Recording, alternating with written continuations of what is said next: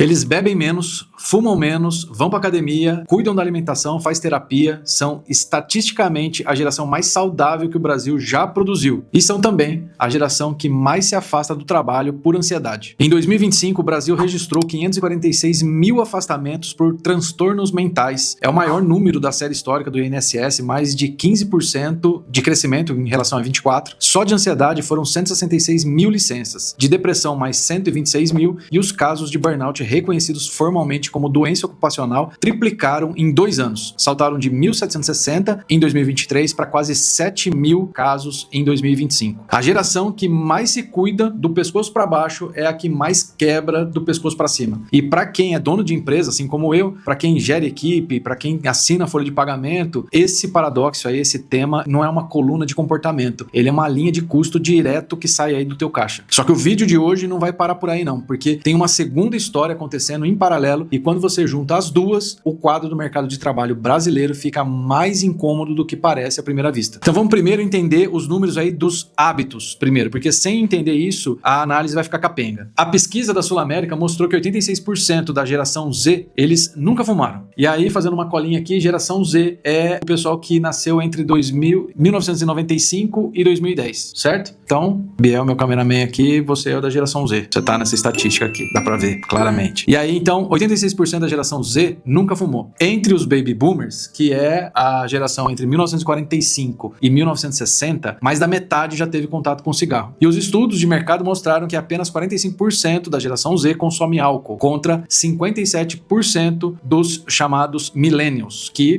pelo que eu tô vendo aqui, millennials é a geração Y entre 1980 e 1995, ou seja, eu me encaixo aqui, certo?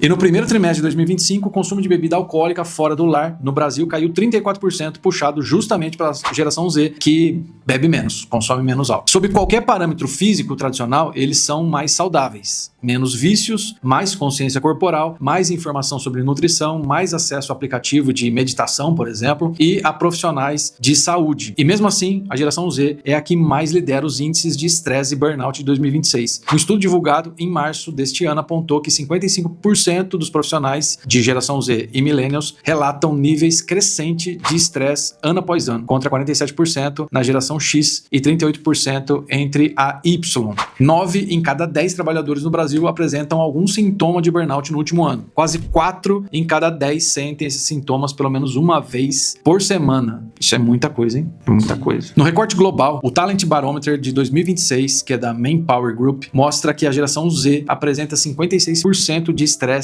diário elevado, 7 pontos acima da média de todas as outras gerações. E as mulheres da geração Z aparecem como o grupo mais pressionado do mundo. 57% relatam estresses diários alto, quase o dobro da taxa entre a geração Y, que está na casa aí dos 31%. A pergunta certa, então, não é o que há de errado com essa geração. A pergunta que deve ser aqui é o que mudou no contato entre essa geração e o modelo de gestão que está de pé desde os anos 90 nas empresas. E aqui chegamos no número que precisa estar na cabeça aí de todo empreendedor. O Brasil tem hoje a maior taxa de rotatividade do mundo. O CAGED, cruzado com os dados da Robert Half, mostra crescimento de 56% em relação ao período pré-pandemia. Em alguns setores, a rotatividade anual passa de 50%. Isso significa que metade do quadro de colaborador vira a cada 12 meses. E quanto custa essa virada, essa rotatividade? A estimativa internacional é que, para substituir um colaborador, custa entre 50% e 200% do salário anual da posição. A conta entra recrutamento, seleção, treinamento, integração, queda de produtividade durante a curva de aprendizado, né, que tem, perda de conhecimento tácito e o impacto moral do time que fica também prejudicado. Para cargo operacional, fica perto de 50% a 75%. E para cargo técnico ou de gerência, isso vai para 100% a 150%. Quando você fala de cargo executivo, ultrapassa os 200%. Traduzindo, se você contrata um analista que ganha 60 mil reais por ano e ele sai em 6 meses, o prejuízo direto da operação pode chegar a 120 mil reais. O salário que você pagou e ainda vai pagar de novo pro próximo e ainda a curva de aprendizado dele e todas as outras coisas. Agora, cruza isso com o comportamento da geração Z. E início de carreira, eles permanecem em média pouco mais de um ano em cada cargo. 22% trocaram de emprego no último ano, o maior índice entre todas as gerações. Mais da metade está buscando ativamente novas oportunidades, mesmo estando empregado. E essa geração já chegou a 27% da força de trabalho brasileira, segundo a McKinsey, com projeção de ultrapassar 30% nos próximos 5 anos. E esse comportamento atual, a gente, mesmo falando da geração Z, que é a geração aí de 95 a 2010, ela é um comportamento que, pelo menos para quem empreende, tem visto não só para essa geração, até outras gerações aí, gente mais velha aí, eu tenho visto que tem o mesmo comportamento, é mais imediatista,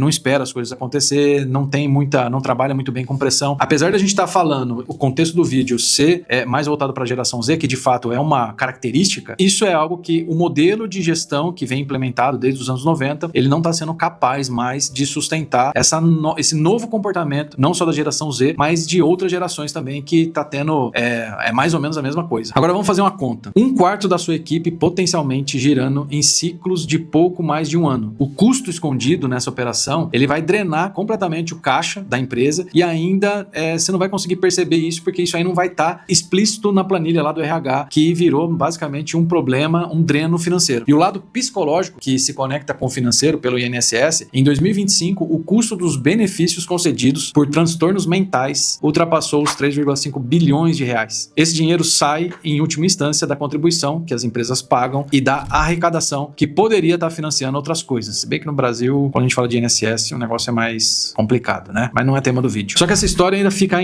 mais interessante quando você levanta a cabeça e olha o mercado como um todo. Isso porque em 2025 o Brasil terminou o ano com 5,1% de desemprego, a menor taxa desde que o IBGE começou a medir em 2012. Pelo menos é o que estão falando. Não sei se esse número aí é consistente, mas enfim, é o que tá aí. Só que aí é o seguinte, o desemprego aparentemente no chão, e mesmo assim 81% das empresas brasileiras dizem ter dificuldade para encontrar profissionais qualificados. Segundo a pesquisa de escassez de talentos da Manpower Group, é um dos índices mais altos da série histórica, acima da média global de 72%, e o problema está estável nesse patamar há 5 anos, pelo menos. Na indústria, quando a gente vai analisar ali a falta de mão de obra qualificada, ela apareceu no 4º lugar do ranking dos maiores problemas do setor em 2026, atrás só da carga tributária, juros e demanda fraca. Então esse aí é o cenário completo pro caos, né? E o salto foi vertical, porque o item passou de 5% das menções em 2020 para 23% agora. Ele quintuplicou em 5 anos. Já entre as pequenas empresas, o problema é ainda maior. Ele atinge 28% das PMEs, segunda posição no ranking de preocupações. Ela só fica atrás da carga tributária. Então vamos analisar o desenho dessa situação aqui. Você tem 5,5 milhões de pessoas oficialmente procurando trabalho, tem vaga aberta e quase todo o setor, e mesmo assim a vaga não fecha nunca. Por que isso acontece? O primeiro motivo é óbvio: desalinhamento entre formação e demanda. As maiores lacunas estão em tecnologia da informação e dados, citado por 39% dos empregadores. Atendimento ao cliente e vendas vem logo atrás, com 29% e 21% respectivamente. E o mapa do trabalho industrial da CNI indica que 3 a cada 5 trabalhadores contratados em 2026 vão precisar ser retreinados até o ano que vem para acompanhar mudanças tecnológicas que ainda nem aconteceram. O segundo motivo, mais interessante, que é a mudança de comportamento. Uma pesquisa da Datafolha apontou que 59% dos brasileiros preferem ser autônomos a ser empregados formais. Entre jovens de 16 a 24 anos, esse número sobe para quase 70%. Ou seja, 7 em cada 10 jovens preferem ser autônomos. E isso muda completamente a análise aí do mercado de trabalho, inclusive esse índice do IBGE aí que fala de pleno emprego. Isso porque ele significa que o estoque de talento disponível não é simplesmente o número de desempregado, é o número de desempregado menos toda a parcela que está dirigindo Uber, vendendo no Marketplace, fazendo freela, abrindo MEI, prestando serviço por projeto ou produzindo conteúdo. A oferta efetiva de mão de obra por modelo CLT tradicional encolheu de forma silenciosa e a maioria das empresas ainda não recalibrou o cálculo. E o terceiro motivo, conectado com o segundo que a gente acabou de falar agora, é que a pandemia trocou a régua de exigência da geração que entrou no mercado de trabalho a partir de 2020. Os caras faziam universidade remoto, primeiro emprego em home office, primeiras reuniões no Zoom. Quando essa geração foi convocada para voltar ao escritório em modelo presencial rígido, uma parte calculou que o ganho não compensava o custo e preferiu pivotar para autonomia. Um levantamento no LinkedIn mostra que 72% dos profissionais da geração Z já saíram ou consideraram sair de empregos que não ofereciam modelos híbridos ou remotos. Isso é uma doideira.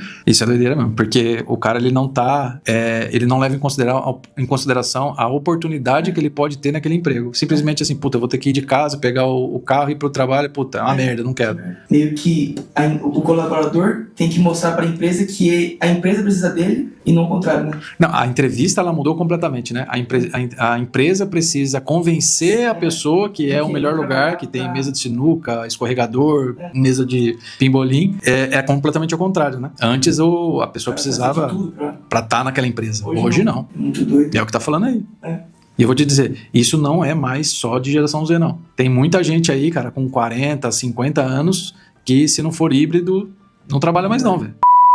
Só que esse fenômeno não é brasileiro, não. Ele é global. A pesquisa de 2026 do Manpower Group ouviu 39 mil empregadores em 41 países. O resultado foi 72% das empresas no mundo todo têm dificuldade para contratar quem precisa. Eslováquia, 87%, Grécia, 84%, Japão, com 84% e o Brasil, com 81%. Mesmo a China, que tem o menor índice global, registra 48%. Quase metade dos empregadores chineses não conseguem contratar. A Korn Ferry projetou alguns anos atrás que o déficit global de talentos poderia chegar a 85 milhões de pessoas até 2030. Para dimensionar esse volume, é mais ou menos a população da Alemanha. Só que a geração atual, eles estão saindo do mercado de trabalho mais rápido do que as gerações mais novas conseguem cobrir. Então, a taxa de natalidade caiu, a pirâmide etária inverteu nos países desenvolvidos e está invertendo nos emergentes. O Japão, que é um caso extremo, hoje, para ter ideia, a soma da geração com mais de 65 anos passa de 28% da população. A Itália, a Alemanha, a Coreia do Sul caminha para a mesma direção. E nenhum desses países vai resolver o problema com política migratória sozinha, porque o problema do outro lado também é qualificação. O resultado é uma economia mundial onde o ativo mais escasso deixou de ser o capital, deixou de ser a energia e passou a ser gente capacitada, disposta a trabalhar nos modelos que as empresas tradicionalmente oferecem. E esse gargalo está pressionando o salário, comprimindo margem, atrasando entregas e travando a expansão de empresa. Agora vamos colar as duas peças aqui nesse quebra-cabeça. A geração Z, que vai ser cada vez mais base de força de trabalho, está adoecendo mais cedo, com mais frequência, exigindo um modelo diferente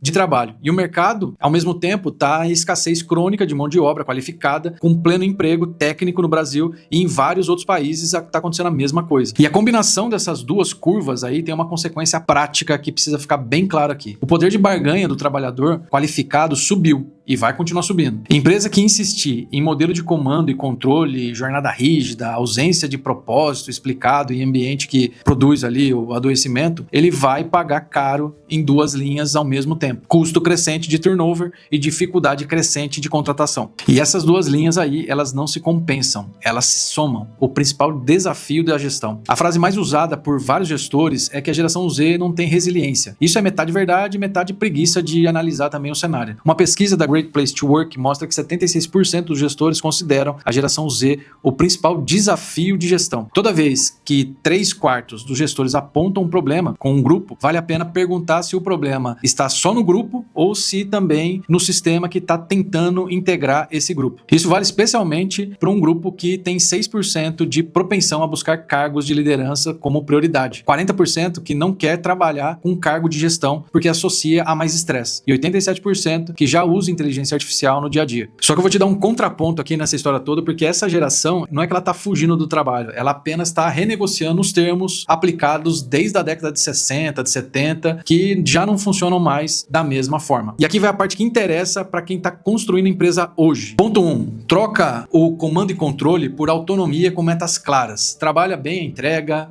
não por presença, não precisa exigir isso, mas garante que você vai ter produtividade, define o que vai ser entregue, qual o prazo, qual a qualidade e deixa que a pessoa se organize na jornada, porque o custo de fiscalizar a presença é muito alto e o retorno costuma ser baixo. Ponto 2. Crie processos ao invés de pessoas ali específicas. A empresa que depende de uma pessoa específica para funcionar fica refém da rotatividade dessa pessoa. Então, documente os processos, crie manuais operacionais e permita que novas pessoas, quando chegar, consiga produzir em dias e semanas e não em meses, tá? Então, isso vai diminuir demais aí o teu custo, que pode chegar a 2 vezes o salário dessa pessoa. Ponto 3. Dê feedbacks frequentes e curtos, não avaliação semestral longa. Essa turma de hoje aí prefere muito mais um papo informal do que uma sessão longa de feedback e tal. Então, faça coisas mais ágeis aí para que incorpore isso no dia a dia, que você vai ver aí que vai começar a virar o jogo. O ponto 4 deixa a trajetória que ele vai percorrer dentro da tua empresa muito clara desde o momento da entrevista, porque às vezes acontece dele não se mexer, mas não é porque ele é desleal, é porque ele está sendo racional. Como ele não vê uma trajetória, ele paralisa.